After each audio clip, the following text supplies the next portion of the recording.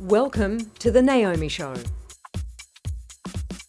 Hello and welcome to The Naomi Show. So, some of your partner's habits are driving you crazy.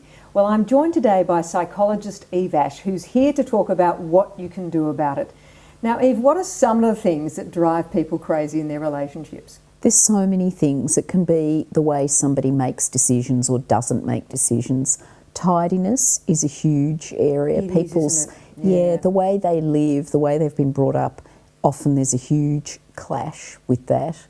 Personal hygiene can be an issue. Yeah. Somebody's road rage or tendency to get angry can drive someone nuts.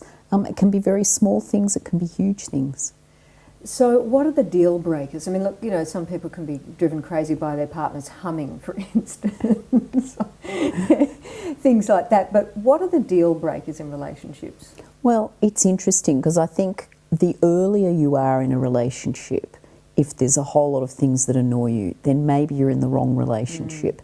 If we're looking at a relationship that's been going for quite a while and there's a lot of good things in it, then it may be that there's a seed of doubt starting of, I don't know that I want to be with this person.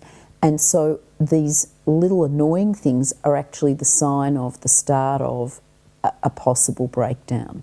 And so deal breakers, we don't know whether the habits are the deal breakers or in fact they're just manifesting as examples of this relationship is not going very well. That's exactly what I was going to say, was if you're finding some of your partner's behaviours intensely annoying, could it well be an example or an indication that there are problems in the relationship and you're just picking on little things because you don't know how to address the larger issue, the elephant in the room, if you like? Exactly. And if they are driving you crazy, probably they've been driving you crazy for a long time. So how come you haven't discussed it? Like some of the fabulous ways that people deal with annoying habits is to do trade-offs. For example, in one relationship, the guy hated the way the woman wouldn't screw the cap on properly on the milk in the fridge. So he'd go to shake it up and of course it would always go like that.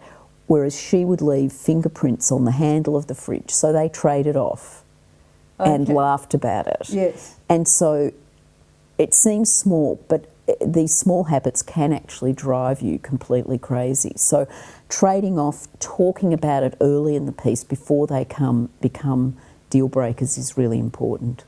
So your partner's habits are driving you a little batty.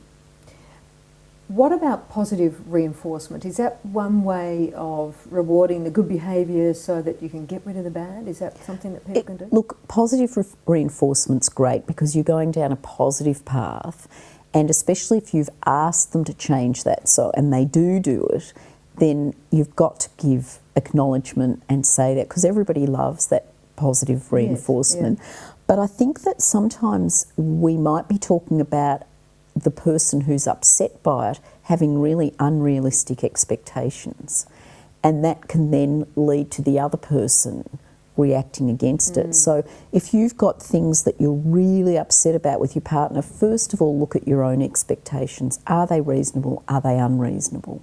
Are you becoming a nag? Yeah. Okay. Thanks for that, Eve. Thank you. And we'll see you next time. Your love life, let's talk about it at naomishow.com.